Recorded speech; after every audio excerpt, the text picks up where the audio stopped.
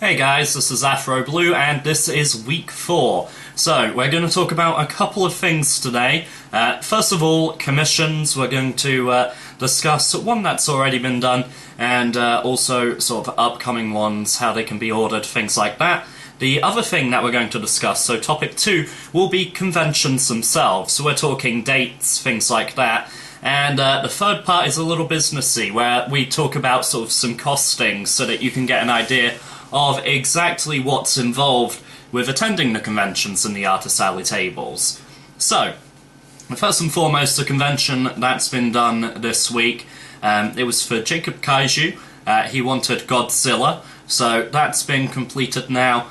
Full-scale version of it can be seen on my DeviantArt page. As usual, I'll put the link below and you can view that there.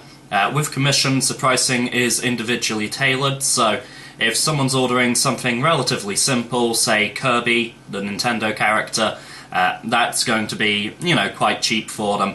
If someone's ordering something a little more detailed, a little more intricate, such as Master Chief or perhaps Samus Aran, then that's going to cost them a bit more because there's a lot more fine detail and a lot more to work out with those kinds of characters. Basically, I need to figure out exactly how long it's going to take me to draw a character, and then the price is based on the time factor as opposed to anything else. So whether it's, just inks or whether it's colours, naturally colours are going to take longer than inks, so colours cost more than inks. I think that's a fairer way of pricing it than just saying a flat price, it's X for whatever, because then the people who are, doing the commissions that don't take as much time, things like that, they're paying more than they really need to, and I don't think that is fair to them. So that's sort of how the pricing structure works. And if any of you do want a commission, you can either email me at sam@sjwebster.net, you can contact me through my YouTube, if any of you are on my Facebook fan page, you can contact me through that. Alternatively, my DeviantArt itself, you can send me a note or a message or anything like that on the DeviantArt, and I will then respond to you, with the quotation. And then, of course, having the quotation doesn't mean there's any obligation under any circumstances to actually go ahead. Naturally, you can say, oh, no, that's not affordable, or you can say, look, is there any way we can negotiate the price, or anything like that. I mean, I'm quite a reasonable guy, so I am always open to discussion on that as well. Anything that, goes from commissions, all of that money is going into a pot to then pay for the convention appearances, things like that. So it's all, the art is then going into a pot to fund more art, so it's quite cyclical like that. There's not a whole lot in that pot as yet, admittedly. The other thing that will be contributing to the pot is anything I get from actually YouTube itself. So my main channel has been open, about 2 years now? And I've just had my first AdSense payment, and that AdSense payment was about 60 quid. So it took, 2 years to get that 60, so I can't really rely on more AdSense payments to help fund the conventions in the meantime. What I would say is, if any of you are using AdBlock when you're viewing my videos, please don't, because it does harm the video creator, in all honesty, and it will prevent me sort of going to conventions, things like that, in 2013. Speaking of those conventions, there are a couple that are sort of more or less in stone. There are set dates, things like that to them. Some of the others are still a bit wishy-washy while we're waiting for dates to be confirmed, things like that. In all of the circumstances except for one convention, I have contacted them about being on their Artist Alley tables, and I fully intend to be on those tables. Some of them I'm still waiting for pricing, things like that, back from. However, I have been able to get a general idea of costings. So, the first convention is GemuCon. Now, this is in April. It's a video game themed convention. So with that, with the pre-made art and prints, I'll be thinking things like Bison from Street Fighter, things like that, video game related stuff. Now, the exact dates are, and I'm going to have to cheat and actually look here. I should know this off by heart, really. Here we go. So, the 5th of April to the 7th of April, and that is at the Britannia Hotel in Nottingham. Okay, so there's that one there, as I say, video game themed convention. I really don't know a whole lot about GemuCon, really, but we'll test it out and we'll see how it is. Now, with those, I've emailed them, they've gotten back to me, they've said, yeah, fine, they're sending me an invoice, so I can then sort of get everything paid for, and then I'll be on their artist alley table, huzzah! So, second one is quite a big one, MCM Expo in London. This is one of the largest conventions in the UK. It's mainly themed around video games, anime and manga. So with that, it will probably be more manga-y stuff that I take with me, which, you know, I've got a fair bit of that in the old portfolio, so that's fine. I can take some of that down. It is extremely busy. The attendances do get to around 30 to 40,000 people, which for the UK is pretty impressive, so we don't get those numbers anywhere else. And mainly we tend to have those numbers on the Saturday, so if anyone is thinking of going to that one, I would recommend the Friday or the Sunday, because it's a lot quieter. You can actually get round and see what you want to see instead of being literally trampled and packed in as sardines and that. So with that one, I definitely recommend the Friday or the Sunday. I'll be there the full 3 days, the Friday, Saturday, Sunday. I'm still waiting for them to get back to me and confirm whether I'm on the Artist Alley for that one or not. So fingers crossed that email will come through sooner rather than later. I have chased them up recently, and once I get that email, then I'll know for sure whether I'm on it or not. Whatever happens, I do have my birthday during that weekend, so the 25th of May, I'll either be going around it as a guest, going, I couldn't get on the Artist Alley table, or I'll be sat on the Artist Alley table like, please buy some prints, it's my birthday. But yeah, we'll see how that pans out. The other one I'm going to, which will be sort of that quarter of the year, sort of between May and July, but the date isn't confirmed yet, is Melksham Comic Con. That's a very small one. It's in Melksham, Wiltshire. It's a small town, very local to us. They've got a great little comic shop called Comics, and last year they ran in their town village hall a very small convention called Melksham Comic Con. They're doing it again this year. Why can't I speak properly today? And with this year's one, much like last year, it'll probably be quite a small, intimate affair. There'll probably be a lot of opportunity to actually speak with the creators that are there. And it's just got a really good, really friendly atmosphere behind it. So that's what I'm looking forward to most out of that one. As I say, date to be confirmed. So, just looking at my lists again, because I've got it all in front of me here. Iacon is the one after that. Now, this is the one where I'm not even applying for the Artist Alley table. The reason is that I do want to go as just a normal guest and just enjoy it, because it's their last one. And I want to sort of see it off with a bang and actually celebrate it. So, with that, I will just be going round as a normal con goer for that one. But that is the Warwick Arts Centre, which is in Warwick, surprisingly enough. Warwickshire, even. So, yeah, if you can just remember Warwick, you've pretty much remembered the whole address for that one, and that'll be fine, that'll be sorted. So the exact dates, sorry, are, what were they, the 16th to the 18th of August. You've then got, the only other one that I'm looking to go to would then be October's MCM Expo, so it's the same convention as the one that runs in May, just later on in the year. And sort of the same level of attendance, things like that. Really everything I said for the May one applies to the October one. Because I've not heard back about the May one, you better believe I haven't heard anything back about the October one either. So, in fact, I will be very surprised if I hear about October before I hear about May. So, at any rate, it is very much the same deal. So, yeah, it's not anything too complicated there. Now, costing for all of this. I mean, there are a couple of conventions that I won't be going to, simply because the costing is already making me, you know, quite scared of how exactly I'm going to get this cash together. The other thing is that a lot of them are very close to each other, so Bristol Comic Con, quite local, but it's on the 12th and 13th of May, so it's right before MCM Expo, and I can't do both, not in rapid succession. Kapow Comic Con I went to in 2012, just, you know, normal walking around the floor. It took me too long to find the Artist Alley table, they had it up on a separate floor, and it was near, well, I say the food court, it was just the one restaurant, really, but it was only when I went up there for food I suddenly went, oh, this is where the artist alley is, okay, I see. So with that, I don't think the footfall would then really accommodate going, so you know, the footfall's going to be far too low. People don't naturally walk past the area they had it in last time, so I'm out. I'm not doing it this year.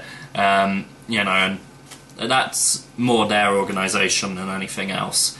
So, with regards to, naturally, the costings for these, which is something I've touched on a couple of times already in the video, I've worked out, and it's actually kind of... I don't know exactly how I'm going to do this, but I'm going to go over a couple of possibilities in just a moment. So first of all, there's the cost of hiring the table. Now, from the ones I have had responses on pricing, they tend to either be £40 or £60 for the full weekend. So I'm going to average out an estimate of 50 and apply that to all 4 conventions I plan to have Artist Alley tables on. So that would be a total of £200 there. You've then got travel costs, because none of these are in the city I live, they're all, you know, here, there and everywhere. So travelling will most likely be in the car, so petrol costs for that, we're looking at... I'm going to, again, average it out, and it is admittedly somewhat of an estimate going on previous journeys to some of these conventions when we've gone as, again, just normal guests in the past. So I'm averaging an estimate of £60 for petrol for each convention. So with that, 4 conventions, again, you know, 4 conventions that I'm appearing at the Artist Alley on anyway, because Iacon we're just going to, so I'm not factoring Iacon into any of these costings at all. So there we're looking at £240 for petrol. Which is absurd, but it turns out the train prices would be a lot higher, and also the train would make it a lot more difficult to actually get the prints, comics, things like that there, without then, you know, damaging them or incurring extra costs or what have you. So driving really is going to be the best way to go about this. So that's £240 on travel expenses. Now, the next bit is the hotels. And the hotel is going to be the most expensive part of any of these conventions, because they always are.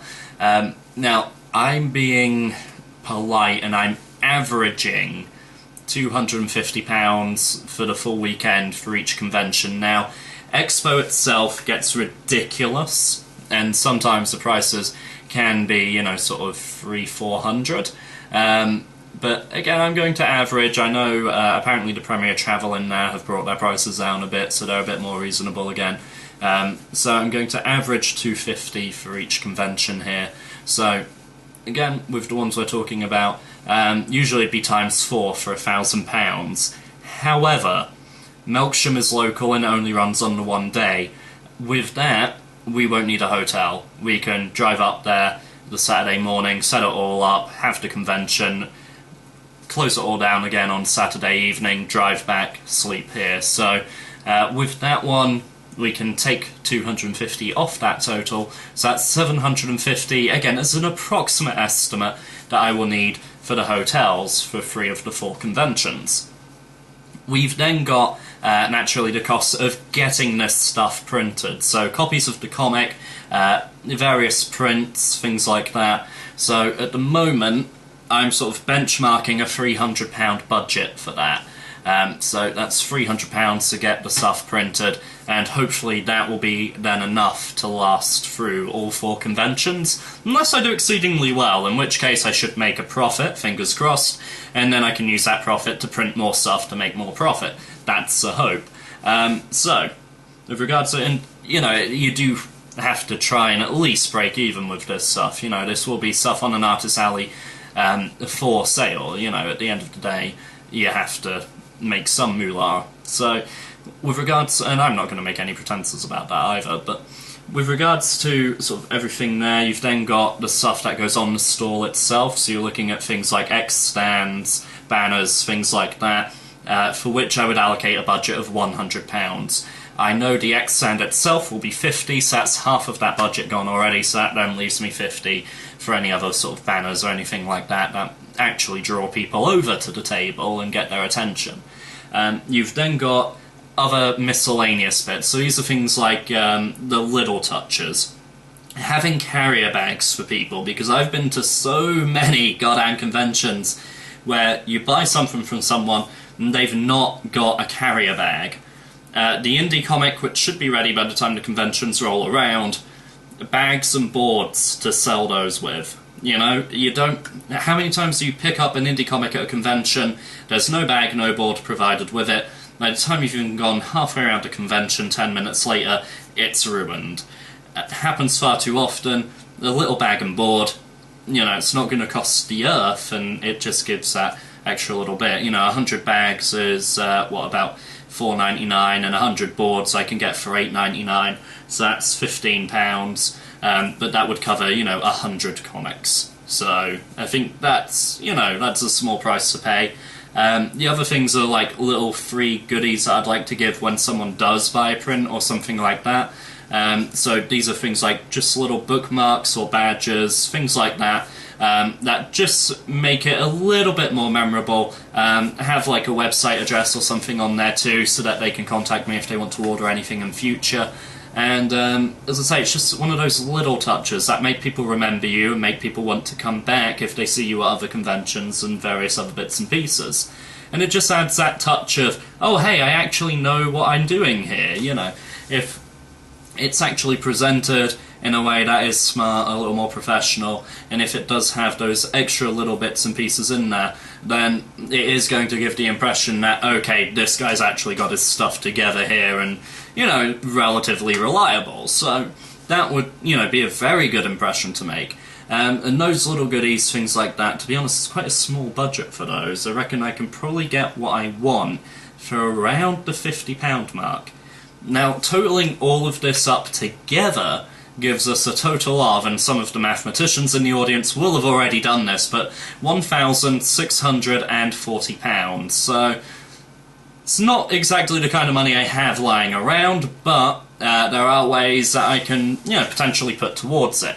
First of all, any digital commissions that I sell between now and the start of these conventions is going into the pot to pay for those conventions. Right now there's just over £10 in there.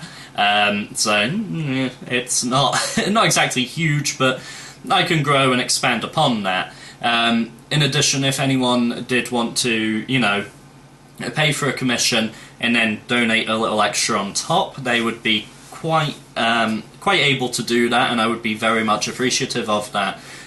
You know, if I quoted someone, say, you know, $15 for a colour commission, just as an example, and they were like, okay, here's your $15 and here's an extra $30 for your pot, so, you know, you can get to these conventions, that would be very, very gratefully received.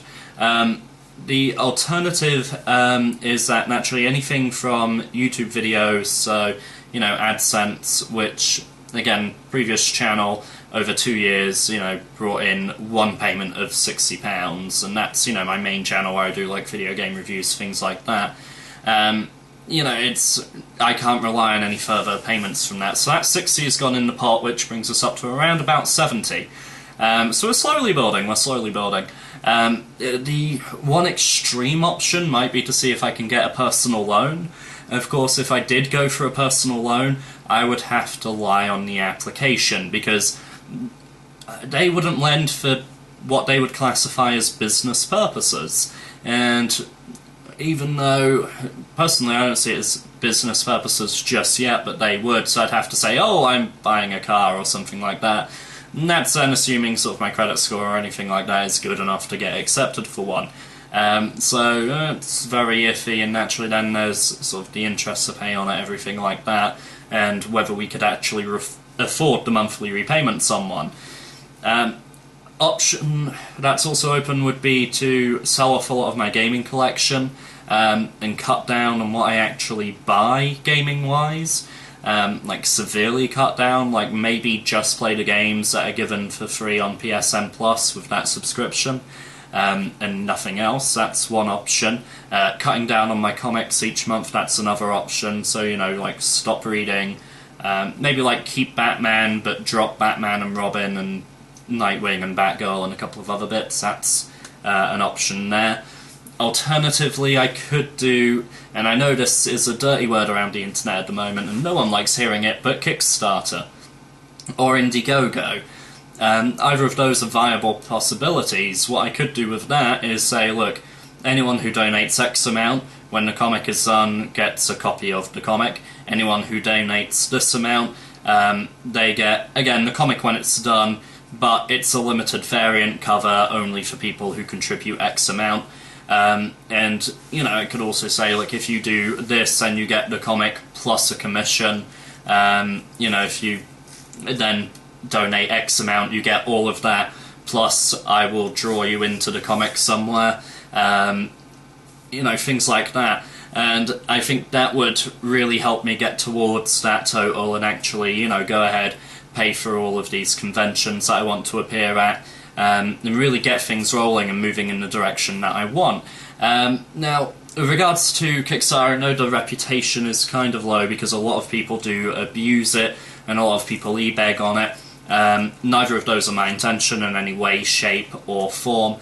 You know, I think there are very good uses for it. For example, the Ouya, I think that was a fantastic use of Kickstarter right there. That there were just so many other various bits and pieces which do just reek of exploitation, and yeah, I don't know, I think if I did a Kickstarter I would have to do it right, and it would be a case of also fighting that stigma that comes with Kickstarter that we mentioned a moment ago. But that is another open avenue, that's another possibility.